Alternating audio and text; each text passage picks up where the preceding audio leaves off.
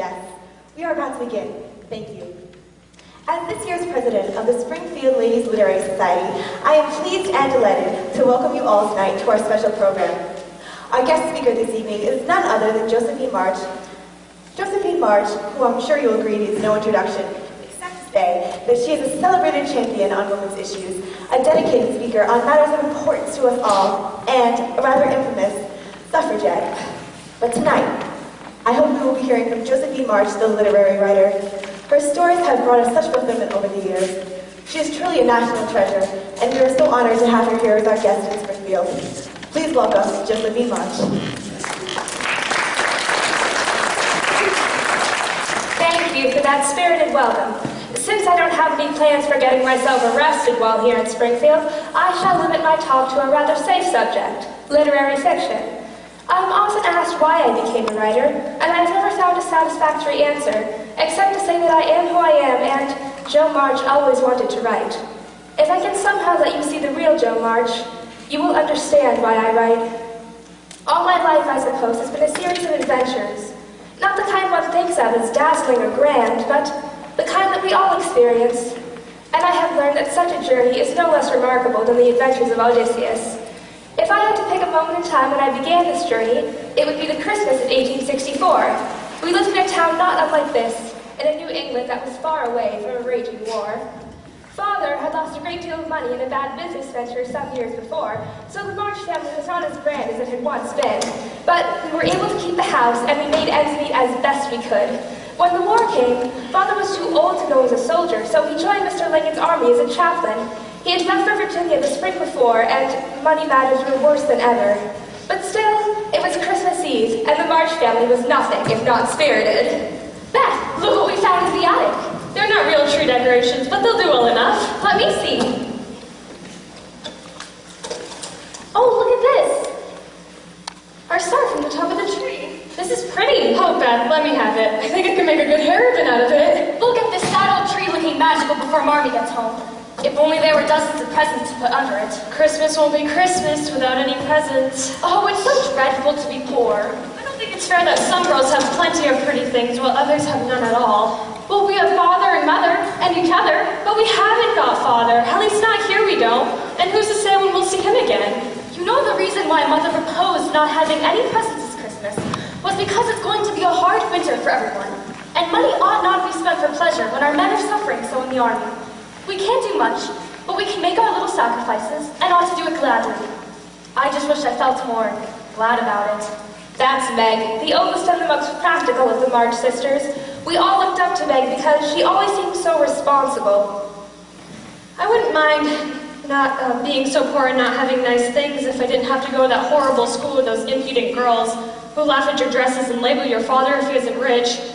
I wish we were as wealthy as the Lawrences. I'd thumb my nose at those girls and teach them a thing or two about manners. That's Amy, the youngest, and as she likes to remind us, the prettiest.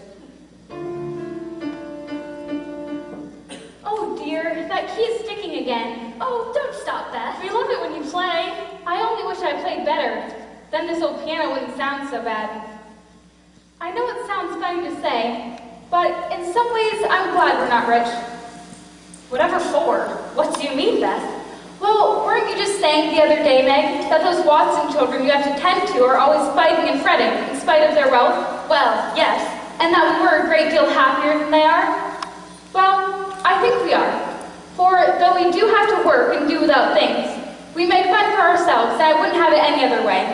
And that's our Beth. So sweet, so kind and gentle, but also so shy that she was content never to leave her house and her piano if she didn't have to. We all adored Beth, but her frail health and timid manner were a concern to all the family. But the most troubling of the March sisters was undoubtedly myself. Hello, Don Pedro, where are you, thou sniveling swine of a villainous wretch? Hello, dears. Joe, you're home early. Yes, I escaped. Anne March dozed off in the middle of Chapter 7 of St. Augustine's Confession, so I tiptoed out with her being none the wiser. Christopher Columbus, look at that tree. Get it, Joe. Don't use such slang, please. Like it? It's miraculous. Perhaps we'll have a bit of Christmas around here after all. Da-da-da-da-da-da-da. Joe, it's so buoyant. That's why I do it. How's my Beth today? I'm fine, Joe. Joe, look at your dress. What's the matter with it? Joe, have you been sitting too near the fireplace again? Oh, that. Just sensed it a little and gave Aunt March quite a start, I must admit. How I detest rude and unladylike girls. And I hate affected little niminy-piminies. Stop it, both of you. Really, you both are to blame.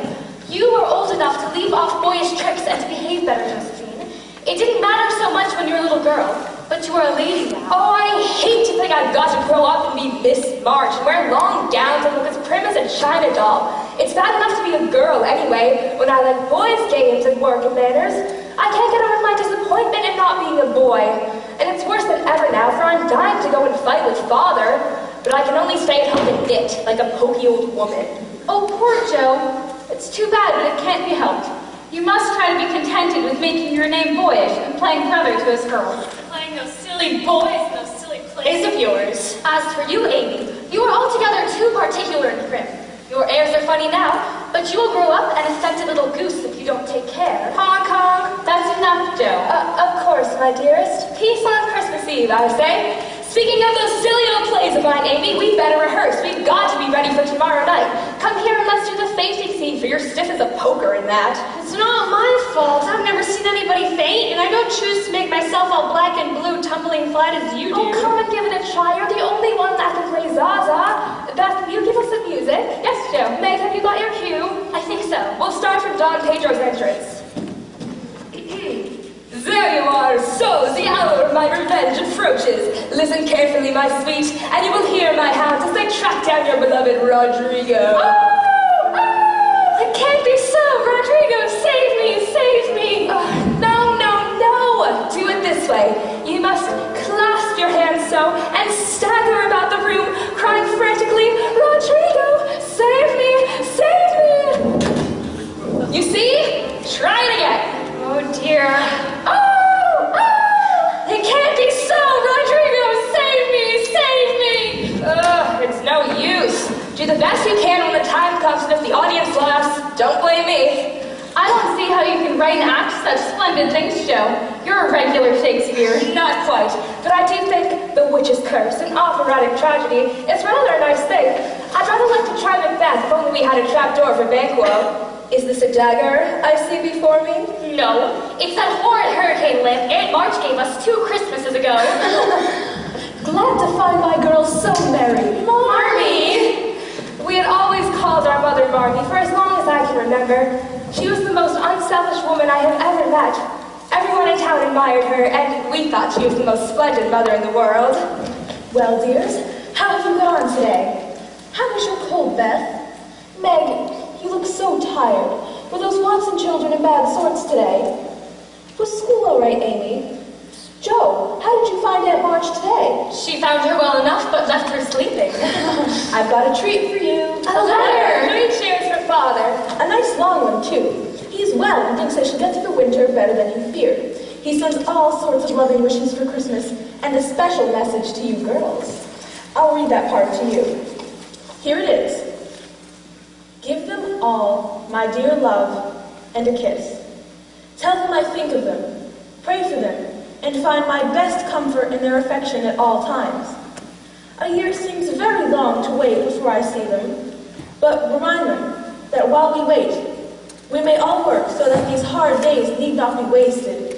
I know they will remember all I said to them, that they will be loving children to you, will do their duty faithfully, and conquer themselves so beautifully that when I come back to them, I may be fonder and prouder than ever of my little women. Meg is right. I am a selfish little goose. I'll try not to be so rough and wild, but do you mind to be here instead of wishing I was someplace else? Good evening, Mrs. March. Hannah, Merry Christmas. I've just been telling you that a carriage pulled up to the walk. I don't have to make you guess who it might be. Aunt March. Oh. Whatever can she want? Aunt March never goes out, especially in winter. Joe, do you know anything about this? Well, you see, Josephine! Yes, Aunt March? It seems you neglected to relay your Christmas wishes to your aunt before leaving today. Oh, I'm sorry, Aunt March. Merry Christmas, Auntie. Girls, please offer your best wishes as well. Aunt March was my father's aunt. She was extremely old and extremely unpleasant. She was widowed and childless and rarely left her big house on the hill because of her many ailments. When the war came, Aunt March did hire me as a companion, and it was my job to read to her and be at her beck and call. Josephine left today before I had the chance to give her these. $1 for each of the girls. Thank you, Aunt March. You can thank me by spending it wisely, and not in the foolish manner that young girls are accustomed to these days. Yes, Aunt March. Thank you, Aunt March. Won't you stay for some tea? Nothing of the kind. I must get back home before I catch my death from the cold. This was not a trip I anticipated taking. I understand. But you'll be glad to hear, Aunt March, that I received a letter today from Mr. March. He is quite well and speaks optimistically of the winter ahead. Foolish nephew, to run off and join the army at his age. Where does he get off doing such a thing? And to leave a family behind for others to take care of, no less. We take care of ourselves. Thank you for coming, Aunt March. And please accept my warmest Christmas wishes. Yes. Good day to you all. Christopher Columbus. $1. We shall have Christmas after all. Here you are, girls. Do you believe what he said about father? I think I'll buy a new box of Faber's drawing pencils. I really need them. I'm going to buy that blue and yellow bonnet. You know, Joe, the one we saw at Mason. Nothing like that for me. I've had my eye on those volumes of undying Sintra for the longest time, and now I can get them. What about you, Beth? What will you do with your $1? Would it be alright if I got some new sheet music? They have so many wonderful songs at Mason's. Maybe I should get some hair ribbons instead. What do you think, Meg? Why not buy only a few pencils? Then you may have enough for some ribbon as well. Mrs. March, this has just come. The little German boy brought it to the back door. I told him to wait. Oh dear, it's the Hummels. I think Mrs. Hummel's baby is coming soon. Hannah, please fetch my cloak. But you haven't had your tea. Hurry, there's no time to lose. But who are the Hummels? The German family that lives by the warehouses. Mr. Hummel was killed in Virginia, and there's no one left to take care of Mrs. Hummel and her 4 children, soon to be 5. Oh, thank you, Hannah. Girls, you are not to wait up for me. Joe, I leave you in charge of the house. Beth, be sure to take your medicine. Good night, my dears. Bye, my Brady. That poor, poor woman. I don't see why the Hummels have to go and ruin our Christmas Eve. The Hummels have bigger problems than deciding whether to buy pencils or hair ribbon. Dear, dear Marmy. It suddenly seems so selfish of me to be wanting new sheet music. The old music is perfectly fine. Look, Marmy's slippers. See how worn they are. I know. I shall buy her a new pair with my $1. No, I'll buy Marmy's slippers. I'm the oldest. She left me in charge of the household. I'll buy them. I'll tell you what we'll do. Let's each buy Marmy something for Christmas and not worry about ourselves. What? That's so like you, dear. What should we get? If you buy Marmy those slippers, Joe, I shall get her a nice pair of gloves. Some handkerchiefs, all hemmed.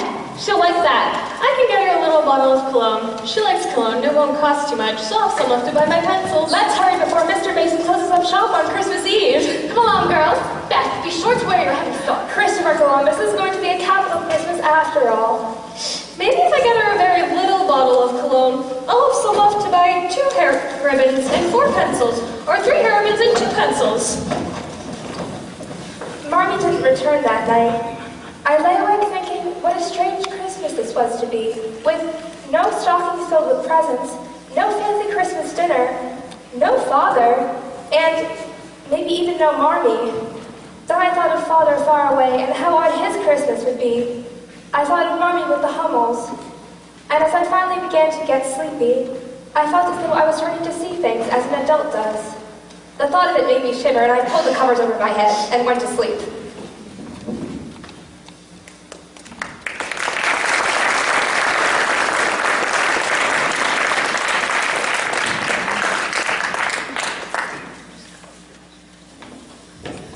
Merry Christmas! Hannah, where's Marmy? Not still with the Hummels? I suppose so, but I've prepared breakfast all the same. Someone ought to remember it's a holiday around here. Hannah, what's that I smell? Not popovers! And why not? It's a holiday. Oh, Hannah. And sausages. And those wheat cakes made from apples from the cellar. Christopher Columbus. Oh, how wonderful! I can't believe it! Hannah, how did you manage? Oh, no mind. You know, I've not prepared it all. It's all ready and I won't have it going cold on us. 3 cheers for Hannah. Oh, stop your nonsense. Merry Christmas, girls. Marmy, what to you? Presents, but how? What's left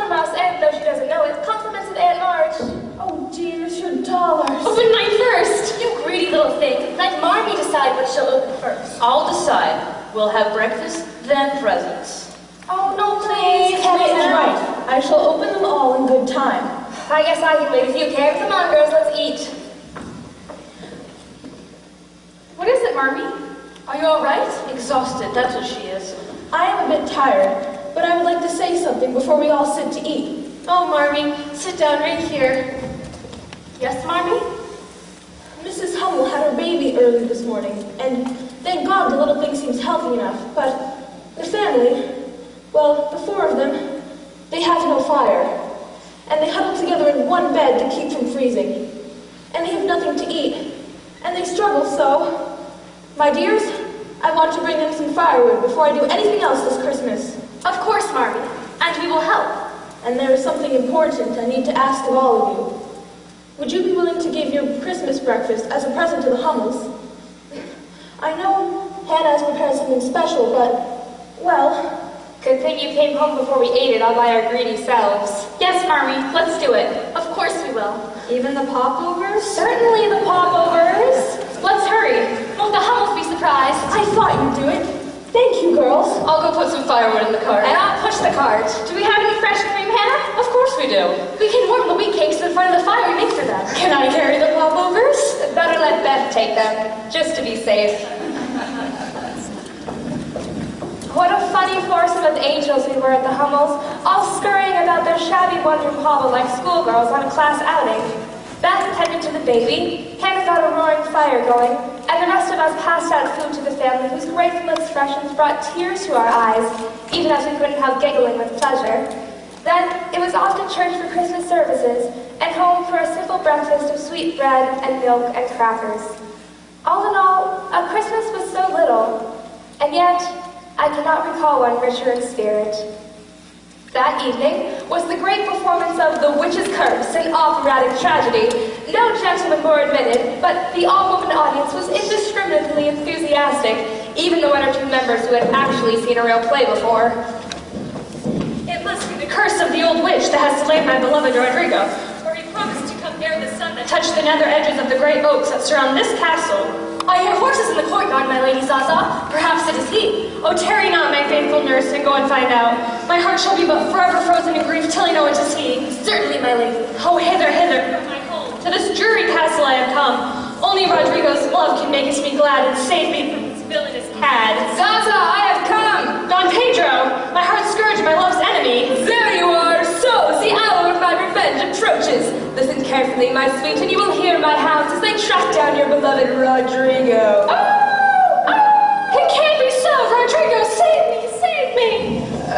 The minion has fainted.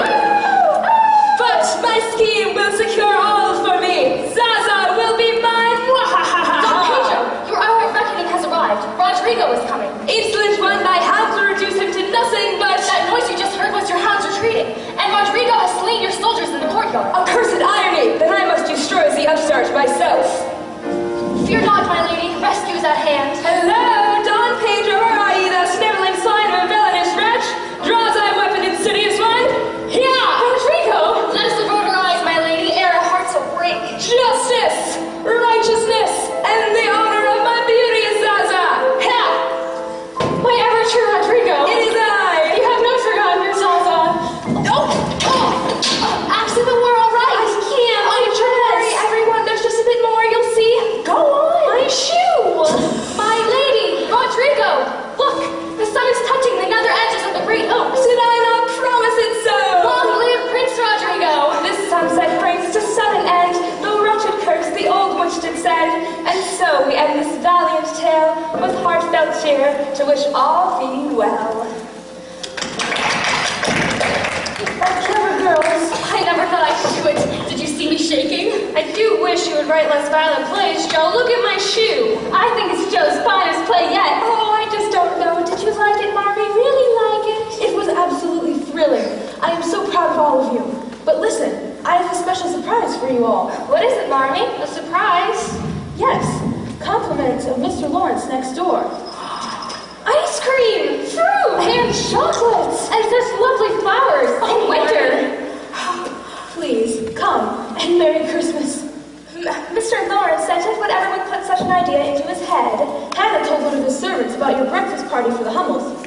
He is an odd fellow. known, but hearing of it pleased him so. He sent me a note this afternoon asking if he might offer a few trifles in honor of the day. A few trifles? Christopher Columbus!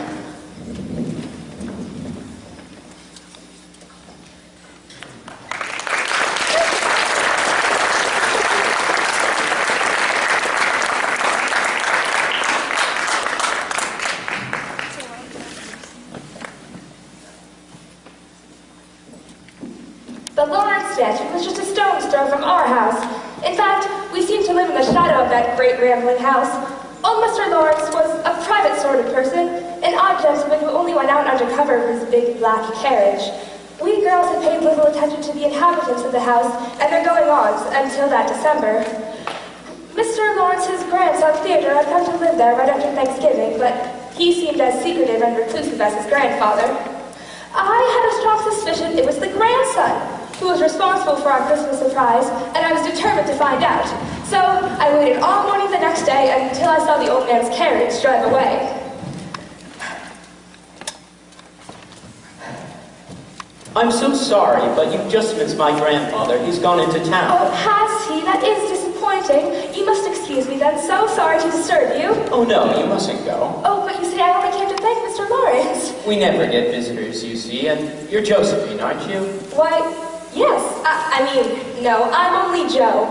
You see, Mr. Lawrence, I only Oh, came... not Mr. Lawrence. I'm only Lori. Laurie Lawrence? What an odd name. My full name is Theodore, but the boys at school called me Dora, so I made them call me Lori instead. I hate my name too. Josephine, so sentimental. I wish everyone would just say Joe instead. How did you get the boys to stop calling you Dora? I thrashed them. Oh, well, I can't very well thrash Aunt March, so I suppose I shall have to bear it. Oh, this room is capital. Just capital, boy, what I could do in a room like this. You mean for one of your plays? How do you know about that? Oh, well, you see, I'm very much alone, and Grandfather likes his books in quiet, and see, I sometimes forget to close the curtains in the sitting room, and I've seen you rehearse. You have? How I wish I could have seen the performance last night, but there were some ladies blocking the view. I am sorry. Oh, don't be sorry. See, sometimes it's like looking at a picture, you all gathered around your mother. I don't have a mother, you know. And that's why you've come to live with your grandfather.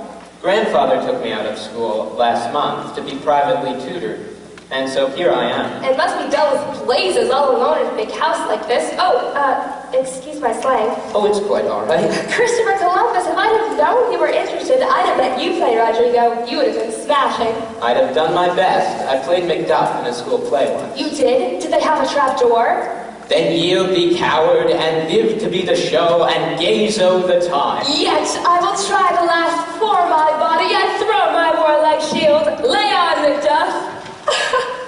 This do for your Rodrigo. Capital! Oh, I tell you, Mr. Lawrence, Laurie, we'll never draw that curtain anymore, and I give you full leave to look as much as you like. Better yet, come over and join us. After all, we are neighbors, aren't we? Not strangers. Yes, but... Oh, your grandfather. Yes, he does seem a frightful old bird, but I'm sure I shouldn't be afraid of him. His mouth is grim, true, but he has kind eyes. He's not as handsome as my grandfather was, but I think I like him all the same. Oh, grandfather. I thank you for the compliments, ma'am. So, you're not afraid of me, eh? Not much, sir. And you don't think me as handsome as your grandfather? Not quite, sir. And my mouth is grim. Well, But you like me in spite of it. Yes, I do, sir. You have your grandfather's spirit, even if I haven't his face. He was a good and honest fellow, and I was proud to be his friend. Thank you, sir. Now, however, my question is, what have you been doing with my boy here, eh? Only trying to be neighborly, sir. Yes, something I am somewhat lacking in, you might say. Oh, no, in fact, I came to thank you for the wonderful Christmas present you sent us yesterday. Oh, tut-tut. That was very much my boy's doing. John. This is Mr. Brooke, my grandson's tutor. John, has your student been attentive today? Well, Mr. Lawrence, this being the holiday season, any student tends to get a bit. Exactly. Do you think your student would suffer a disciplinary setback if we had some sort of a social gathering, let's say New Year's Eve? Not at all, sir.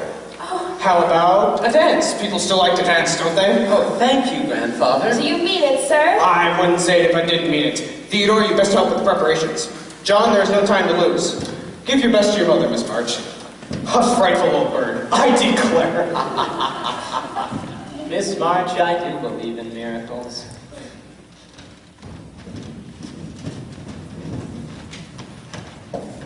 There have been very few dances since the war started, and even fewer that the March girls were invited to. But we meant to have a grand time at this one. Beth and Amy were considered too young for dancing, but were invited to the supper. As for Meg and I, we were struck with delightful panic. Oh, this heroine looks so sad. How are you, bright, beautiful yellow one? It looks fine, dear. Must I go, Marmee? I'd much rather stay at home with you. Mr. Lawrence has invited you, Beth, and it would be impolite not to accompany the other girls. I wouldn't miss it for the world. And they will have music there, Beth. I heard Clara say that they have hired 16 musicians. Well, there you go. I got that sash looking as happy as I can. Thank you, Hannah. Where's Joe? Joe! 16 musicians. Is that true, Meg? Have you got your gloves, girls? Joe's getting mine. Joe? Did you hear that Lorraine Gardner's wearing that all-silk dress she wore to the Harvest Ball? How ostentatious of her. That silk dress would look better on me anyway. It's just my color. Look at the time, my dears. It would be rude to arrive too late. I say we call the whole thing off. Just look at my gloves. Those lemonade stains never came off. Here are yours, Meg. They look fine. But you can't go without gloves, Joe. Whoever heard of dancing without gloves? Dancing, not very likely with this. Oh dear, just a patch show. Something awful. Oh, it's my own fault. That bird from the fireplace ought to teach me once and for all not to sit too near. Tonight you must sit as much as you can and keep your back out of sight at all times. That will be a challenge. Perhaps I can stay out on the porch all evening so I'll have an excuse to keep my coat on. It's hardly noticeable, Joe. Girls, get your coats on. What are we to do about Joe's gloves, Marmee? Oh, I'll go without. I don't care what people say. Meg, give Joe one of yours, and then each of you hold one of the soiled gloves up in your other hand. As long as she doesn't go and stain my good one. And please, Joe, behave nicely. You won't stare, shout, or say, Christopher Columbus, will you? Oh, don't worry about me. I'll be as prim as I can and not get into any scrapes if I can help it. Be sure to give my best regards to Mr. Lawrence. We will, Marmee.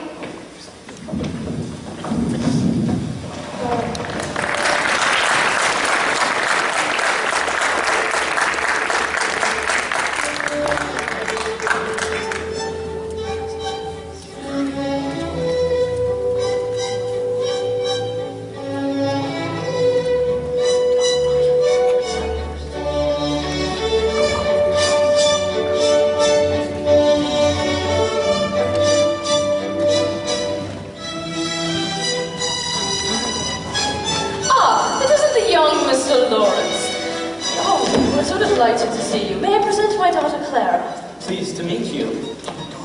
We were hoping to sit near you at supper. I was just telling Clara how you look like your father. It's quite remarkable.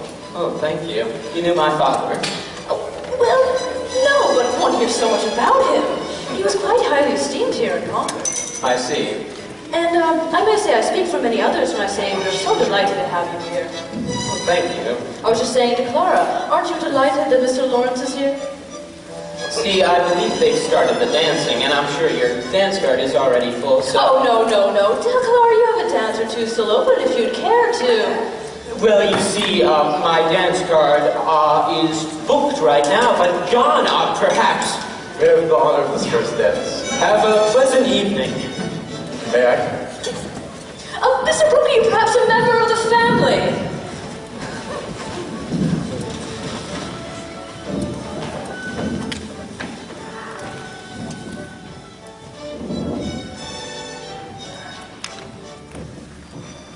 There you are. Laurie! I've been looking all over for you.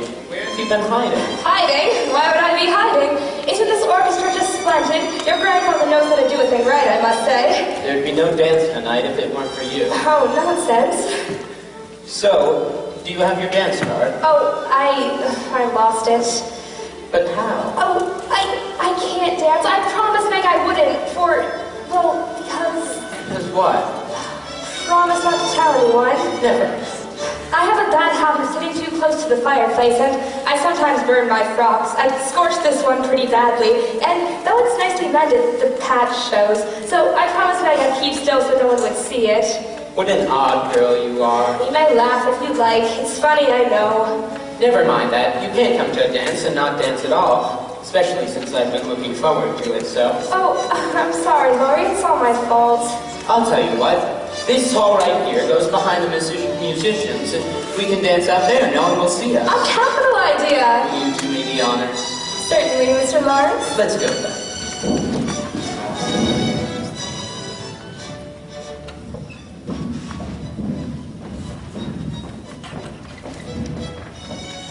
You all right, Miss March? I'm perfectly fine. I'm having a marvelous time. It's just that I would like a breath of air. It's cool out here. I don't mean to keep you, Mr. Brooks. Please go back home. I'd much rather stay out here with you if you don't mind. I'd hate for you to miss any of the dancing. I fear that I shall have more than my fair share of dancing tonight. Yes, there certainly does seem to be a shortage of young men in here. With the war on, that is to be expected, I suppose. I understand we have similar pursuits, Miss March. In what way do you mean? Lori tells me you work as a governess for the Watson family. That is true. Although governess is probably a much grander word than I would use. I'm not a true teacher as you are. Tutors, I'm afraid, are not quite as respected as teachers, but I do like it. I only wish I liked teaching more. Though I never got the proper education one ought to have. Not like you. If you had pupils such as Lori, you'd like him more. I shall be sorry to lose him next year if he starts college. Oh, and what will become of you? As soon as he is off, I shall turn soldier. I need it. That is very good to hear. I should think that every young man would want to join. Though it is hard for mothers and sisters who stay at home. I have neither. Very few friends to care whether I live or die. Oh, but that cannot be true. No? Well, surely Mr. Lori and Mr. Lawrence would care a great deal. And others as well, such as my sisters and I. Thank you. This is very pleasant to hear. Perhaps I've had enough fresh air. Certainly. May I be allowed to finish my dance with you? Yes, you may, Mr. Brooke. Wonderful. Amy, come back. Someone might see us. He's so awful. I just want to see the dancing. We promised, weren't we, that we would stay with the parents until Joe and Meg are ready to leave. Who wants to go to a dance and not see any dancing? Did you see the grand piano at all? I should say so. It's as big as our dining rooms. Oh, the music is so lovely. I can't wait until I'm old enough to go dancing. Did you see Joe anywhere? No, I just hope she doesn't do something horrid. Did you see Clara? I don't think I like her like that. And who was that dancing with Meg? I couldn't tell. Who's that? Who is that up on the... Oh, the younger March sisters, I believe. And who might you be? Amy, sir.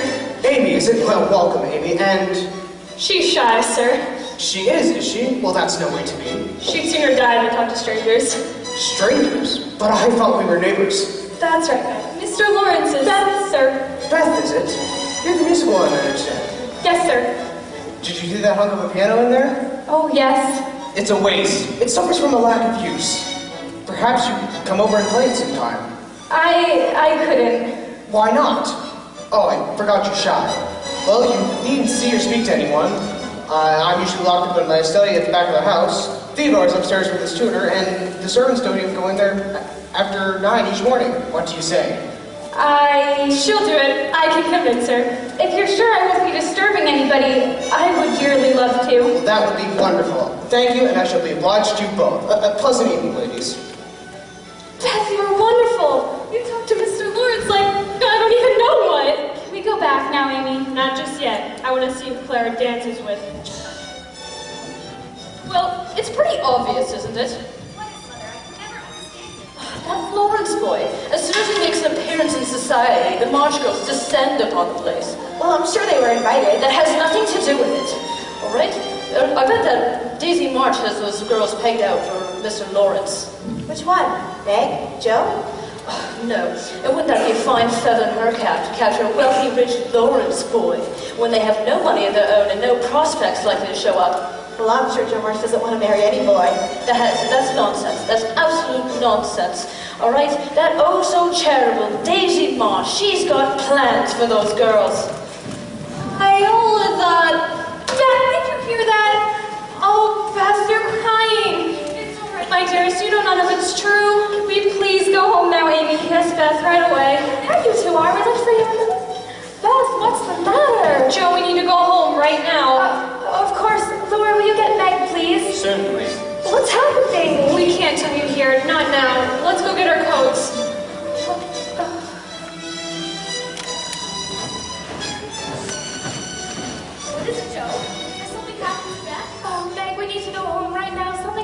that terribly. Oh, Lord, you forgive us if we leave straight away.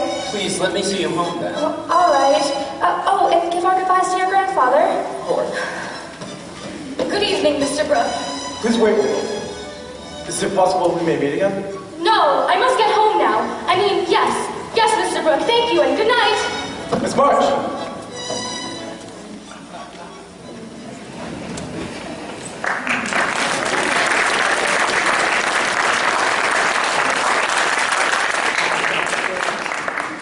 But once we got home and were able to calm that down, Amy told us what they had overheard Mrs. Moffat say. We fussed and cried and complained and eventually got the younger girls to go to bed. Then Meg and I went downstairs and told Marmee the whole story.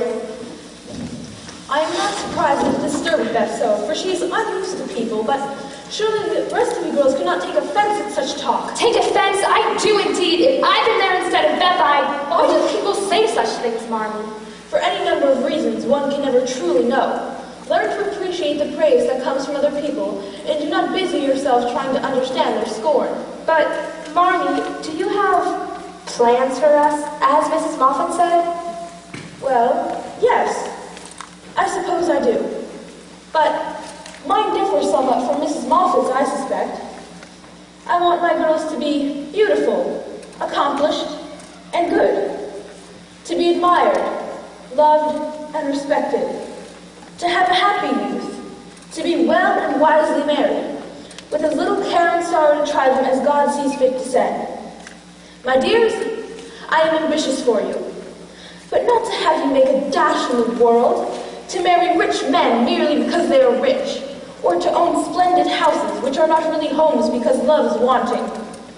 I'd rather see you poor men's wives, if you were happy, beloved, and contented, rather than queens upon thrones without self-respect or peace. I sometimes wonder if poor girls stand a chance unless they're forward or bold. Then we'll all be old maids. Joe, better to be happy old maids than unhappy young wives, or unmaidenly girls running about to find husbands. Do not be troubled, Meg. Poverty seldom daunts a sincere lover. We talked late into the night, not so much as a mother instructing her daughters, but as three women talking and discussing, freely and openly. It was the type of conversation that makes it very hard to go back to childish ways.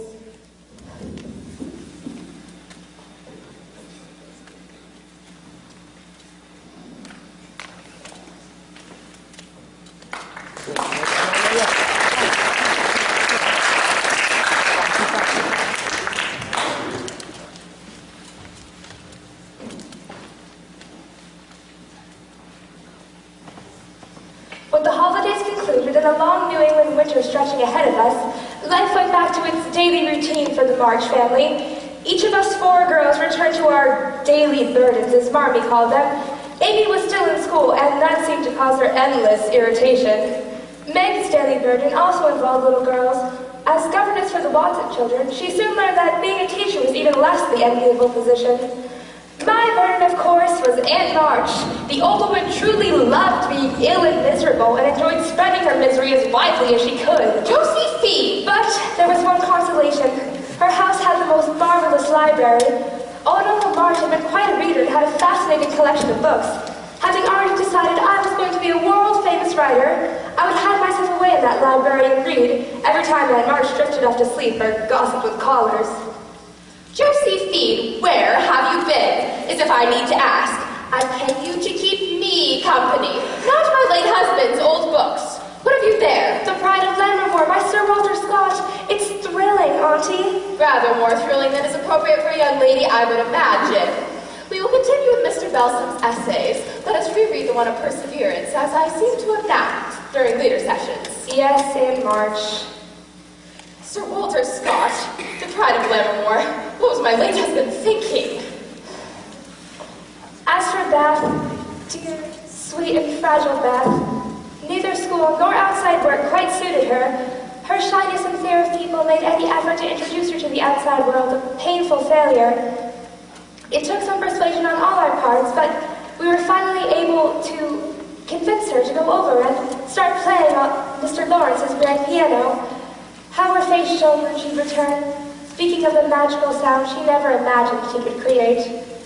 I had my own private world, a room up in the attic where I retreated to do my writing when genius was burning inside me. Joe? Yes, Beth? I hate to disturb you while you're writing. It must be so difficult. Difficult? This wretched story just refuses to cooperate. I've got the Princess in the Tower, and Ferdinand in the dungeon, and Christopher Columbus. My brain aches so. I should come back later then. Oh, no, Beth. It seems I've hardly seen you these past few days. I've been busy making these. What is it? Slippers for old Mr. Lawrence. He's been so kind to let me go over and play his piano, and this is the only way I could think to thank him. So I've needlepointed these slippers for him. Do you think it will be all right? A capital idea, and your needlepoint is top-notch. He couldn't help but love them. The only thing is, how do I give them to him? Oh, it shouldn't be too hard. Next time you're over there, just tell him. Oh, no, I couldn't. It'd be so forward. How's this, then? You write a little note to go with them, and I'll get the package to Laurie. He can put it on his grandfather's desk when he's out, and there you are. Oh, yes, Jill, that's what we'll do. Thank you. Lovely wrapping, Beth. Is that one of Amy's hair ribbons you've got on there? It was one she was going to throw out. I think. Spring came, and with it came the first story that I felt confident enough about to try and sell. I wrapped up the manuscript and, as inconspicuously as I could, strolled away to Main Street.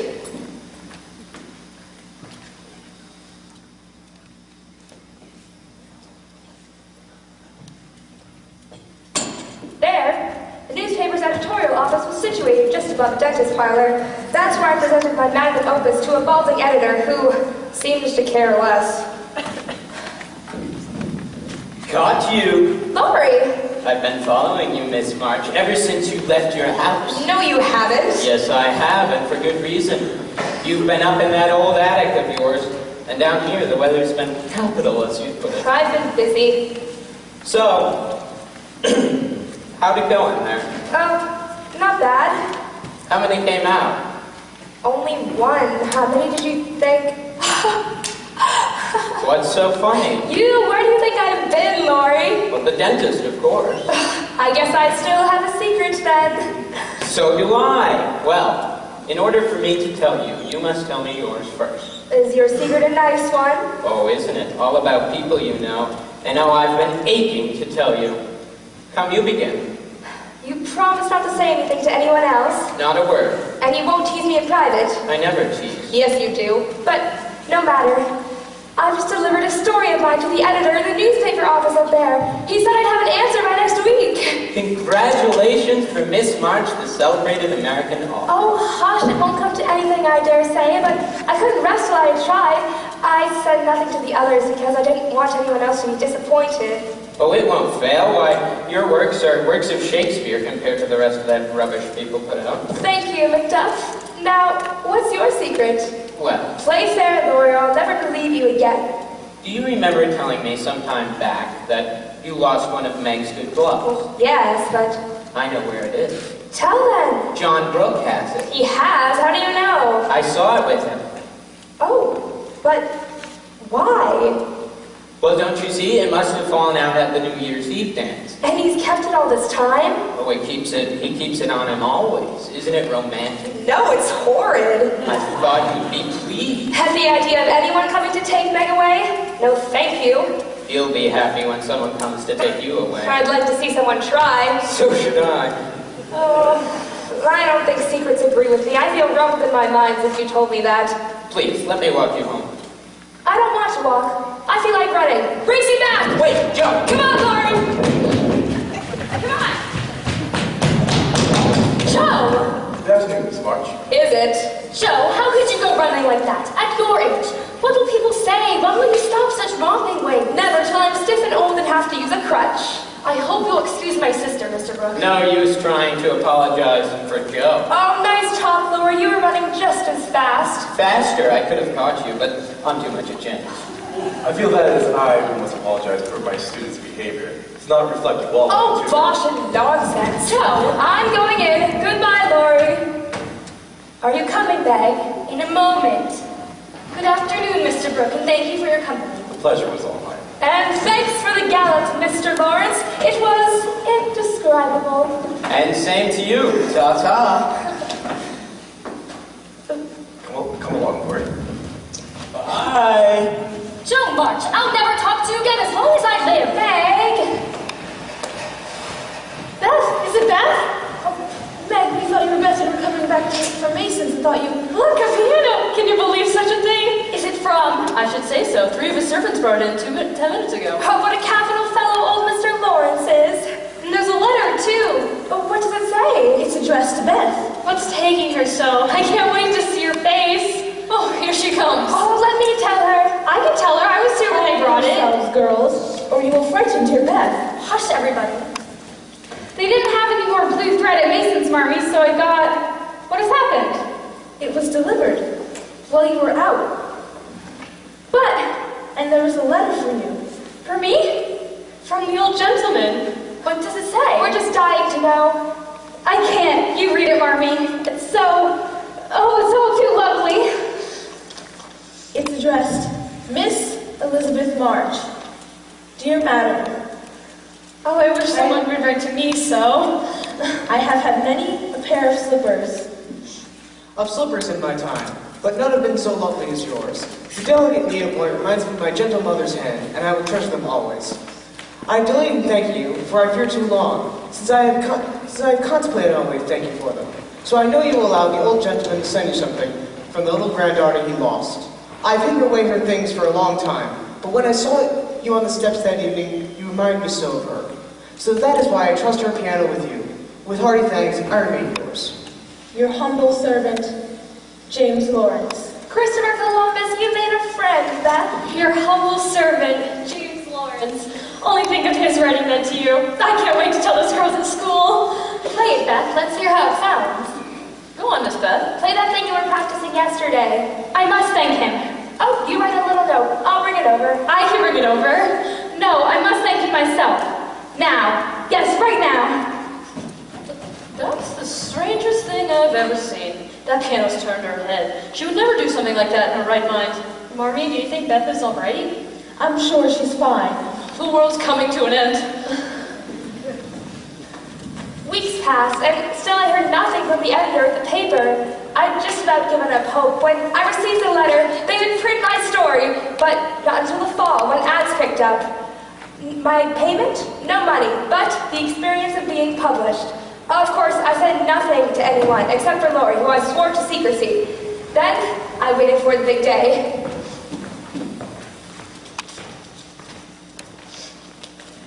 But I shall not forget you, Angelo whispered as the darkness came over his face. The sound of the Vanigleo grew louder, and Viola pressed his hand to her cheek. She could not speak, except to cry his name over and over again. But she would not weep. His death gave her strength that would last her all her life. And when it came time for the nightingale to sing one last song for her, the name of Angelo parted on her lips, even as did her last breath. The end. I like that one even better than the story they had last week. This one was so romantic. I don't know. I don't think she really loved him. Or else she would have wept real tears. I love the name Angelo, don't you? Who wrote it, Joe? Your sister. You? Joe wrote it? I knew it. I knew it. Oh, Joe, I'm so proud of you. Let me see that. There it is. By Miss Josephine March. That's what it says. This is so wonderful, Joe, and your father will be so pleased. Oh, it's a start, I dare say. I mean, no one much will notice. We all know you're the most clever girl, and now it's in print so others will know too. By Miss Josephine March. This sounds so elegant. I can't wait till I tell those girls at school. You must tell us, Joe, how this all came about. Well, last spring I went to see the editor at the newspaper office, and you wouldn't believe what a sour face he has. Mrs. March, it's one of those telegraph things. It was just delivered. What is it, Marmee? Father? It's from a hospital in Washington. Father is very ill. It says I should come at once. Lord, protect us. Children, I will have to leave right away. Poor father. Girls, you must help me pack my things. There's so much to do.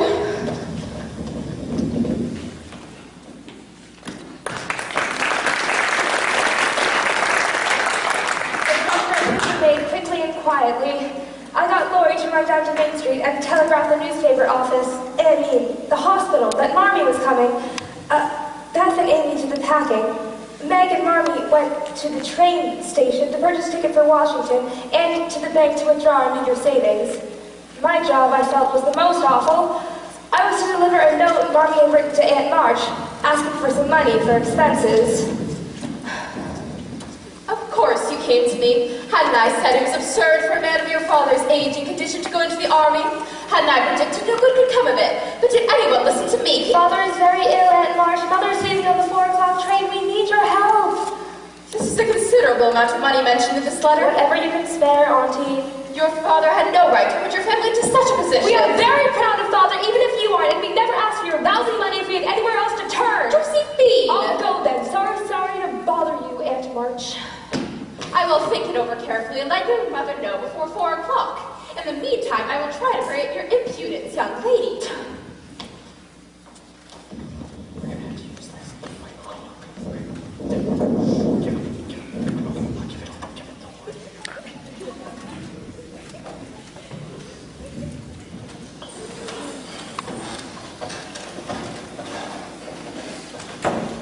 Here are 2 bottles of wine to bring to him, Miss March.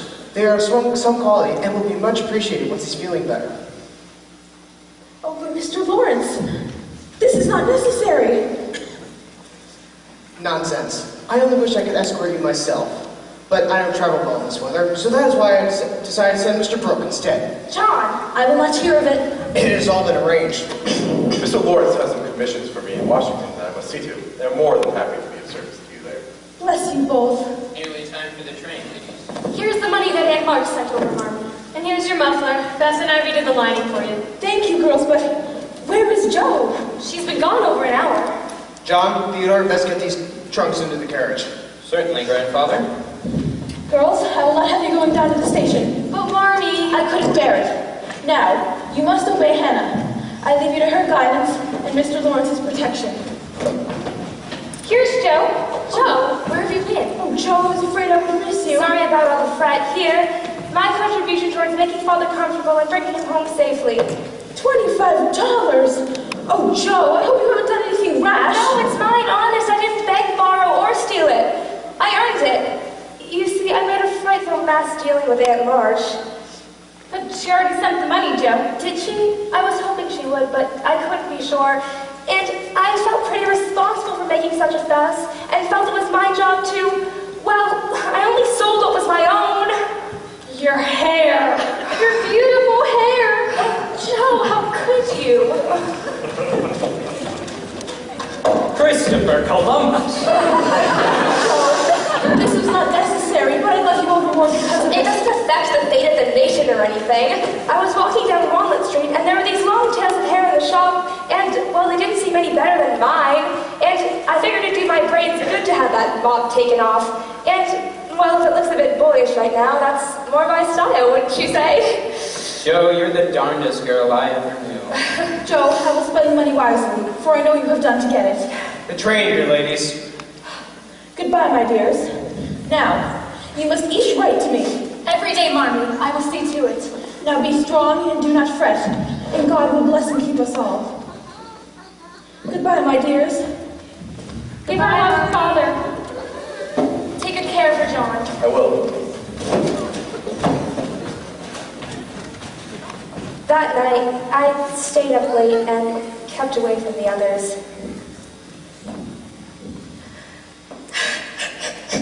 Joe, you haven't gone to bed yet either? No. I can hear Amy snoring up there. Thank goodness the young ones can sleep. Yes. Everything will be all right in the end, Joe. Don't you think? Yes, I see that John Brooke is going with Marmee. I won't hear you say. No. He's a good man, Meg. I'm glad he's with her. Yes. Oh, Meg. Dear, are you crying about Father? No. I know you'll be fine. I know.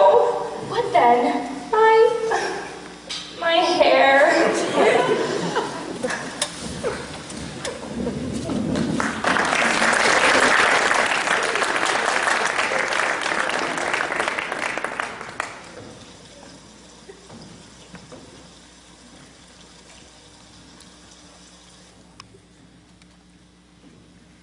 Christopher Columbus, what's the matter, Beth? No. Beth? scarlet fever before, haven't you? Years ago when Meg did. Why? Then I'll tell you. Oh, Joe, the baby's dead. What baby? Mrs. Hummel's. It died in my arms right before she got home. Oh, my poor dear, how dreadful for you. It wasn't dreadful, only so sad. Mrs. Hummel had gone to get the doctor, and I was holding the baby and rocking it and singing to it that lullaby that Marmy always used to. Well, it seemed to be asleep, but then all of a sudden it gave a cry and trembled, and then lay very still. The doctor said it was scarlet fever. But, Beth, you've never had scarlet fever. The doctor said to go home and take belladonna right away. And so you shall. Hannah, let's get the sweat cloak off you. Oh, sit right down here, Beth. Oh, we should never have let you go to the Hummels. I should have gone myself. Meg! Amy! No, don't let Amy come near. She's never had it before, and I should hate to give it to her. Heavens, what is all this shouting about? It's Beth. She may have the fever. Oh, Lord, protect us. Beth did have the fever, and by the next morning, her frail little body was burning with the ailment. We wanted to telegraph for Marmy straight away, but Hannah wouldn't hear of it. Amy, much against her will, was sent to Aunt March's house to stay. Twice a day, Dr. Bangs came by to check on Beth, and Meg had a telegraph all written and ready to send, in case Beth's condition got worse. After 5 days, Beth lost consciousness, and the doctor ordered that we send for Marmy immediately. Meg went to send a telegram, and I retreated to my attic room with more despair than I had ever felt before. What is it, Joe? Is Beth worse? We've sent for Marmy.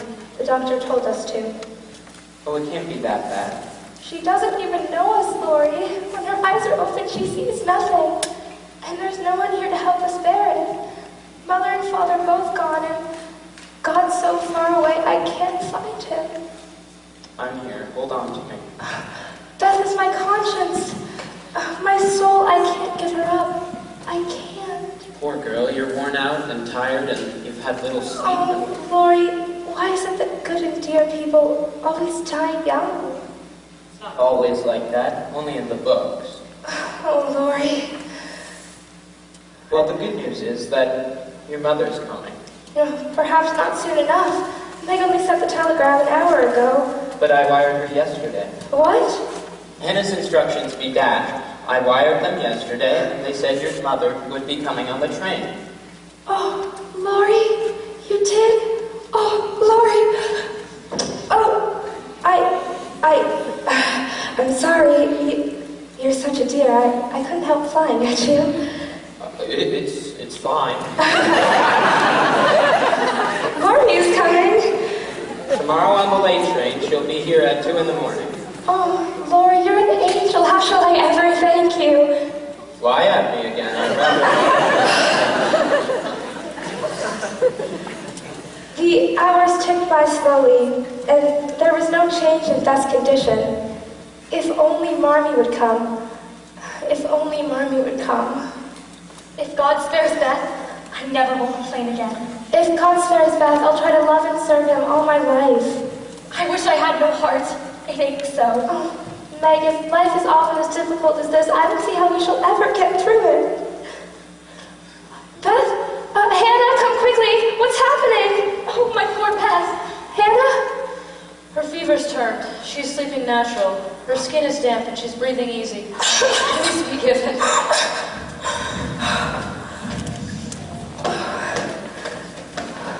Thank you, Lori. Marmy! She's come! She's come! Oh, my girls, how's our Beth? Hannah was right. The fever had passed, and by the next morning, Beth's eyes were clear and quite bright.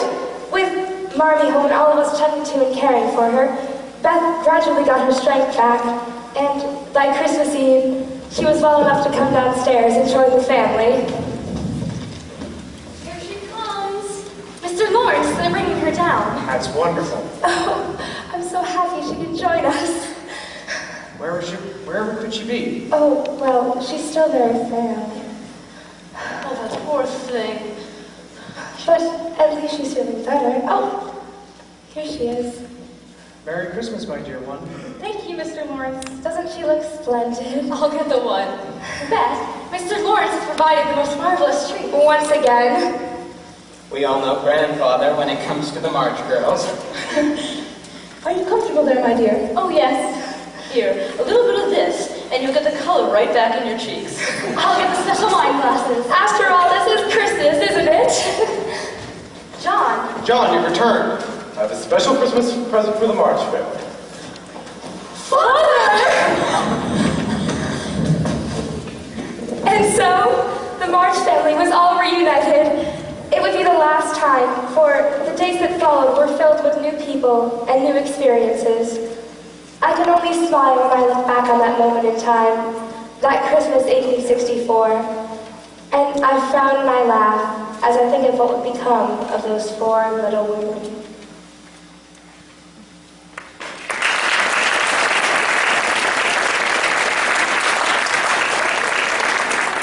And with it, young love. Not for Joe March, thank you very much, but for Meg. Losing her was inevitable, but as was my way, I wasn't about to give her up without a fight. Please stop referring to Mr. Brooke as my John. It isn't proper or true. He's not mine. I don't care much about him, and that's all there is to be said. But you're not your own self, Meg, not a bit. You seem so far away from me at times, and I know it's because of him. And Laurie tells me things. What thing? How John feels about you. Don't gossip about it, Joe. I couldn't bear it. Oh, I know you. He'll come over here one day and get down on both knees to propose, and you won't know what to say. Instead of giving him a firm no, you'll blush and cry and give in to him. I'm not so silly and weak as you think. I know just what I should say before I planned it all out, so I needn't be taken unaware. Have you really? What will you say to him? I should merely say, quite calmly and decidedly, "Thank you, Mr. Brooke, you are very kind, but I agree with my father that I am too young to enter into any engagement at present. So please, say no more, and let us be friends as we were." Capital! Oh, I wish I could be there to see his face. What do you mean? Well, he's coming today. At least, Laurie and I guess it will be today. Today? I'm so glad you're prepared, Meg. Everything will be all right after all.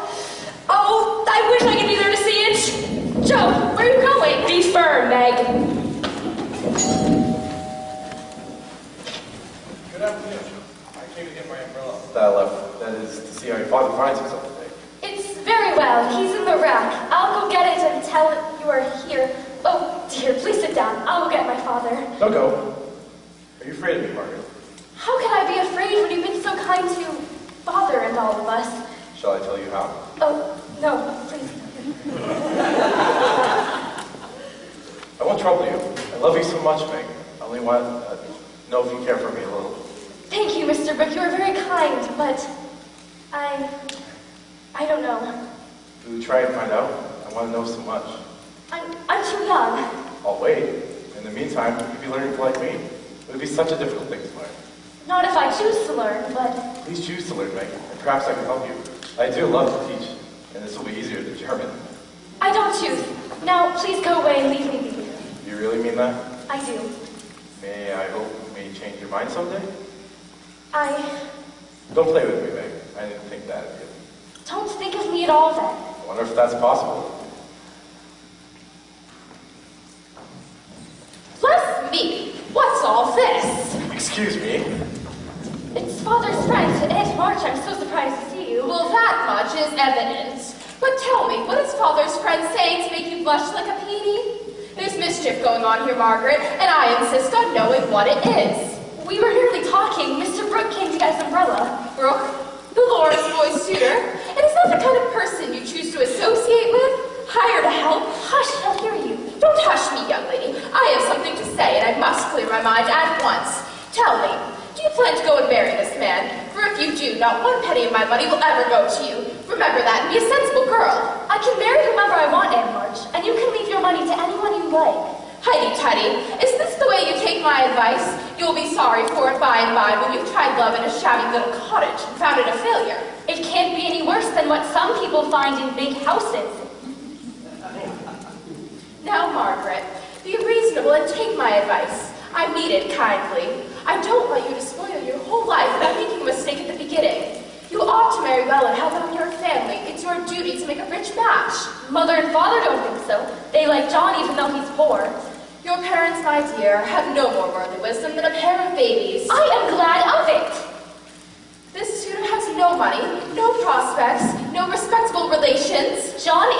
and wise. He's got heaps of talent, is willing to work, and sure to get on. Everyone likes him and respects him, and I'm proud to think he cares for me, though I'm poor and young and silly. Well, I wash my hands of the whole affair. You're a willful girl, and you lose more than you know from this piece of folly. Don't expect anything from me when you're married. I'm done with you. Forever.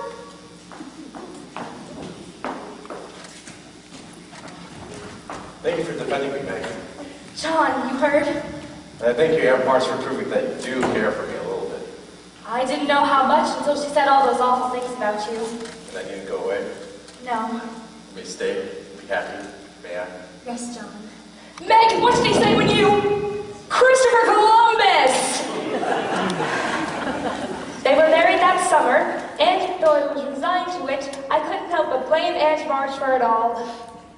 The war finally came to an end, and Father was hired as an assistant minister at the church. Meg and John moved into a small cottage nearby, and within a year they had twins, a boy and a girl. Everyone was thrilled except for Aunt March, who found it excessive. I no longer worked for our rich relative. During her stay there, when Beth was ill, Amy had made a more favorable impression on Aunt March than I ever could. Soon, she was reading to the old woman. As for Beth, her health was much the worse for her bout with scarlet fever, and she was able to help Hannah less and less. But her pure and open spirit remained unchanged. As for myself, my writing occupied more and more of my time, and I was able to sell a story often enough to contribute substantially to the family. But with Laurie away at college and Meg out of the house, life seemed quieter and much less fun. Is this the home of the literary genius, March, I hear so much talk about? Laurie, such a surprise! But your letter said... I left campus 2 weeks early, you'd be surprised to hear, and I did well on my exams. John Brooke ought to be proud. Me too. He's not the only one that had to drum some sense to that head of yours. So sit and tell me all the news. Have you proposed marriage to anyone this week? Not this week. You are incorrigible, Laurie. According to your letters, you've fallen in love every month this past semester.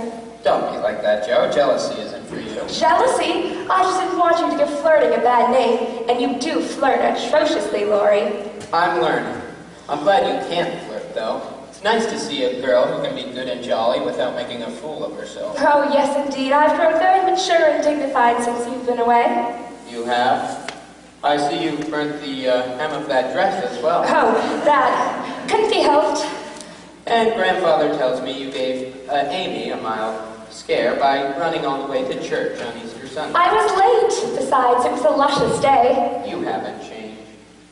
But you have. Why are you looking at me in that way? In what way? That painfully serious way.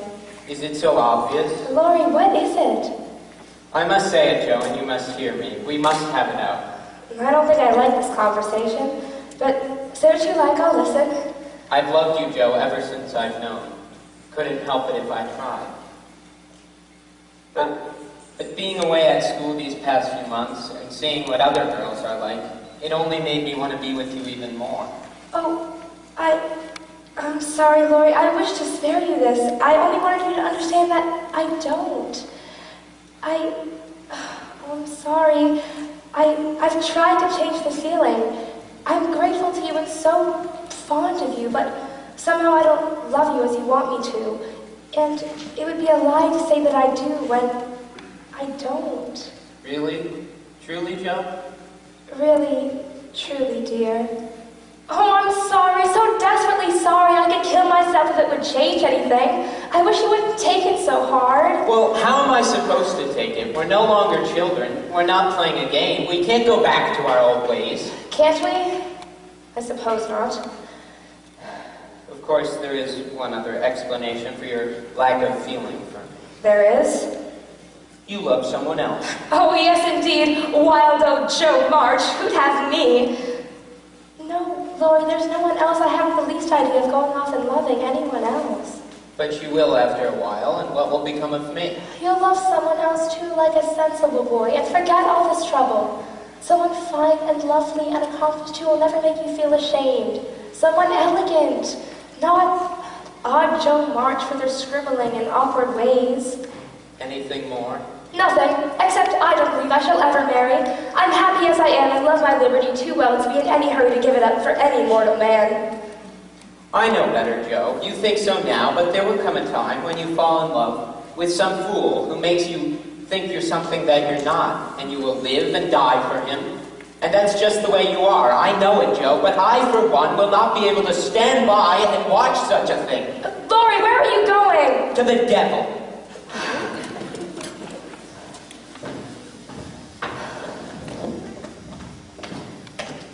You asked me the other day what my wishes were, Marmee.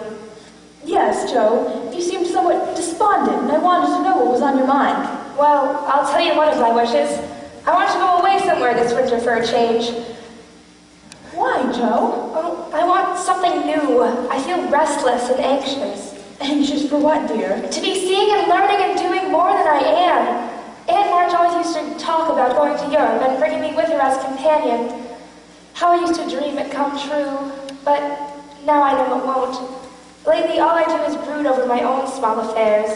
I need stirring up to try my wings. And where do you want to try your wings? New York. I had a bright idea the other day, and this is it. You know, Mrs. Kirk wrote to you asking if you knew of some respectable young person to teach her children and sew and whatnot. I think I might suit her if I tried. I'm sure you would, and it would be a good experience for you. But what if your writings? Oh, all the better for a change. I've gotten so stale here. In New York, I shall see and hear new things, get new ideas. I have no doubt of it. But are these your only reasons for this sudden fancy? No, Marmee. It's Laurie, isn't it? Yes. You do not care for him in the way it is evident he cares for you. I can't help it. I love the dear boy as I always have, but... No, I'm not in the way he wishes. I'm glad of that, Joe. You are? Yes. You see, I do not think you are suited to one another. As friends, you are very happy, but you are too much alike, too fond of freedom, not to mention your strong wills, to ever be truly happy as husband and wife. So you don't mind then? I mean, Aunt Marge would have a conniption fit if she knew I was tossing off a Lawrence. Let's put it this way. Mrs. Moffat will have reason for hope for her Clara. Oh, Marmee. We'll discuss your New York idea with Father at dinner. And so, plans were made to send Joe March out into the wide world. Mrs. Kirk gladly accepted me, and the travel arrangements were made straight away. But leaving Beth was the most difficult part of my plan.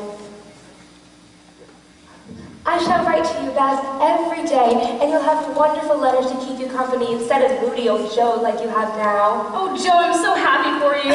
Are you, my dear? I always knew you would have to leave this place and go and become a great writer. Well, governess at Mrs. Kirk's boarding house isn't exactly going off to write poetry in Paris, but it's a start.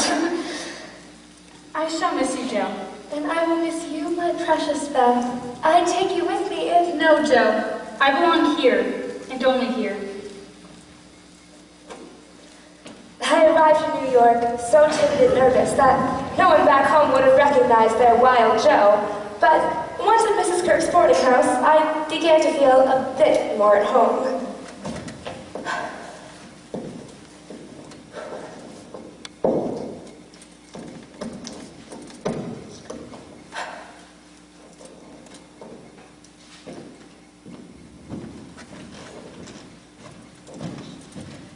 And so began my career as a governess. As for my other career, well, New York was both a stimulating and discouraging place. I submitted a news story to a weekly newspaper, only to be told that it wasn't sensational enough. It wasn't until I added gypsies, duchesses, bandits, and murderers that they liked it. So I became a New York writer of sorts, but at what a price. Oh. Make yourself at home, dear. I'm on the go from morning till evening, with the boarders in my own family, as you may assume. But right this way. This is the seating room. You'll have your lessons here, but all my rooms are open to you. I promised your dear mother I'd do my best to make you as comfortable as possible. There's some friendly people here if you're feeling sociable. And if you have any problems, just come to me. Mr. Bear should be around here somewhere. I'd love to... Oh, here he is. Mr. Bear. He lives on the second floor in the back room. He's a fine man from Berlin, good and well learned, but poor as a church mouse. He was a fine scholar in Europe. Does Sad story, really. Now, let me show you your room. It has a fine view of the church tower. Right this way. I soon learned that Professor Bear was indeed a scholar, as Mrs. Kirk had said. This German knew more literature and English than I'd ever imagined knowing. Ah, Miss March. Oh, Professor. I was anxious to show you something, so I wait here because I know you'll come. What is it, Professor? It's the Emerson I mentioned to you about yesterday. I found it in my room with all the books and papers. It makes such a mess. But I find it, and I give it to you. Oh, thank you, Professor. I shall return it as quickly as I... For you to keep. You're a young writer, and this book says what's in my heart about writers. Why, thank you, Professor. Read what's written inside. To Miss Josephine March, may all your words be as extraordinary as the field you have chosen. Friedrich Bear. Oh, Professor, I don't know what to say. Don't say nothing. It makes me happy to give it to you. These words shame me, Professor. Why do you say that? Well, I've yet to write anything extraordinary. I'm just a scribbler, and a pretty ordinary one at that, too. Perhaps one day you'll let me see? Read my stories? Oh, I'd be too embarrassed. You know so much. I wouldn't read them as a teacher, but as a friend. Well, all right. I promise. Someday. Okay. Now, you must tell me what you thought about the Goldsmith novel. As the weeks passed, Mrs. Kirk's home began to feel more and more like my own. Little Kitty and Minnie were quite spirited, but we liked each other from the start and had a grand time.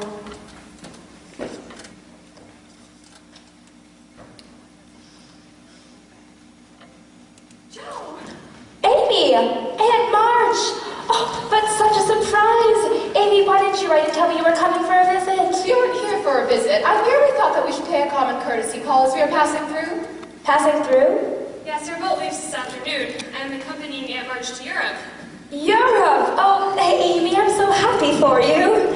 I know I once spoke of bringing you with me, Josephine, but Amy makes a much more suitable companion, you must admit.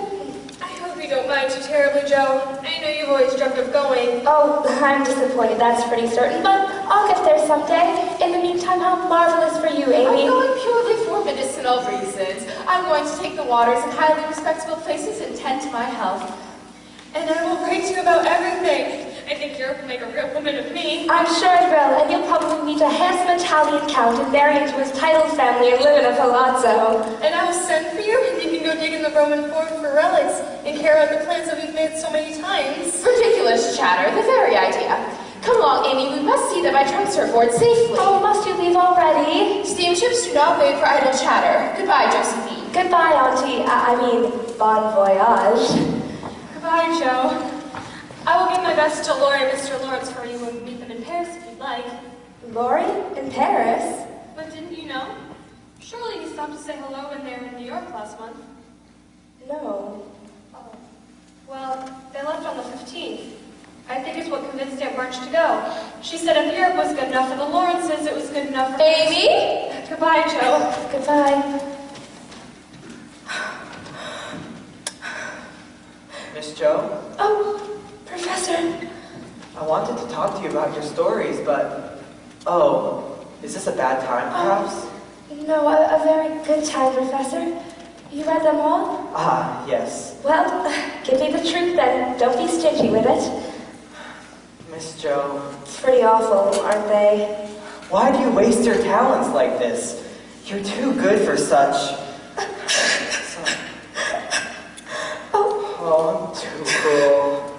I don't know my place. I'm sorry, Professor. It's not you. It's just that... Tell me, my friend. It's just that Amy is off to Europe with Aunt March when, for a year, she promised she would take me. And then I find that Laurie was here in New York and didn't even stop to call on me. Laurie, is that the friend that you've told me so much about? Yes. You must be a foolish man to do such a thing. Oh, Professor, I'm the fool. I deserve everything that's happened to me. You're right about those stories. I ought to be ashamed. But, you see, the maid in the dungeon paid well enough to buy all this year's Christmas gifts, and the gypsy lover let me buy books and send some money home. You have great talent. Miss Joe, I can tell from these that you have great talent. Do you really think so, Professor? But you must treat your talent with care. You You must write what you only feel about in your heart, in your soul, and then your talent will blossom, and then you'll become a true writer. You are so kind, Professor, and so wise. I will do as you say, and I thank you.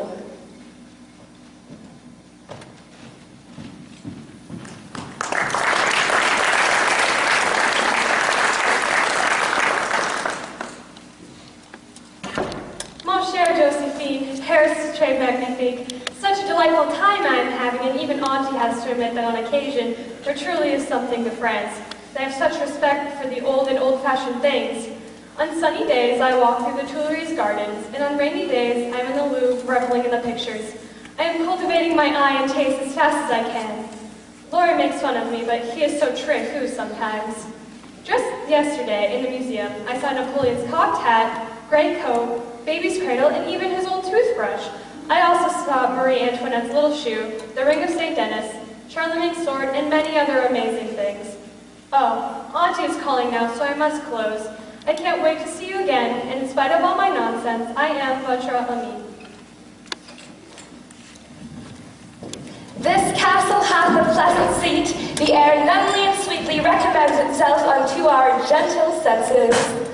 I don't think the kind Miss Kirk would appreciate her boarding house being compared to Macbeth's castle. Oh, it was wonderful, Professor. It's always been my dream to see Macbeth performed on a stage. I thought it was your dream to play Macbeth yourself. That too, what I could do with the dagger scene. I would very much like to see it.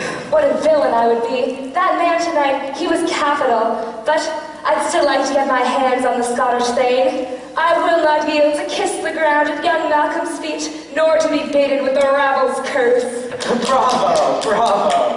That scene was always our favorite, Laurie and I. Tell me, have you heard from your friend Laurie? No. Amy saw him in Paris, though, but not a word from him. Oh, I did mess everything up there, Professor. Perhaps you only did what you thought was in your heart. Perhaps. I'll never know for sure. But, oh, what a lovely time I had tonight. I want to be something special, Professor. I want to do marvelous and exciting things. If I can't play Macbeth, then I shall write stuff just as glorious. Such a conceit, but if you don't tell Mr. Shakespeare, then I won't. Have you been writing lately, my friend? Not a word. I've tried, goodness knows, but it all comes out so... It's like you said, Professor. It has to come from the heart, or else it's nothing. But listen to me going on and on. You've got pupils first thing in the morning, and Kitty and Minnie will be up early, and here I am prattling on about goodness knows what. Ah, yes. I thank you, and I must say my good night. Oh, but I must thank you. I had a lovely time. I can't wait to write Beth and tell her all about it. Oh, Professor, I wish you could meet my Beth. She's not a silly goose like her sister. She's so... true. I would very much like to meet her someday. Of course, she'd be petrified of you. Am I so fearsome? Oh, no, not at all. But she does tend to shy away from strangers. Once she'd get to know you, she'd see... She'd see what, Miss Jo? A very kind, very dear friend. Someone who she could trust and depend on, and... Yes, she would. But it's so late, I best turn the lamp off in here. Oh, look, a letter from Meg. Mrs. Kirk must have delivered it while we were at the theater. What is it, Miss Jo? Joe, Marmee doesn't know I'm writing this to you. She would not approve. But please, come home as soon as you can, Joe. Beth is much worse, and I fear. Miss Jo? It's my Beth. She's very ill, and I must leave first thing in the morning. I see. I'm sure Mrs. Kirk will understand. Oh, my poor Beth. Excuse me, Professor. I must start packing. I understand. Perhaps you let me accompany you to the train station tomorrow morning. I like to be of some service. Oh, would you? Thank you. Excuse me.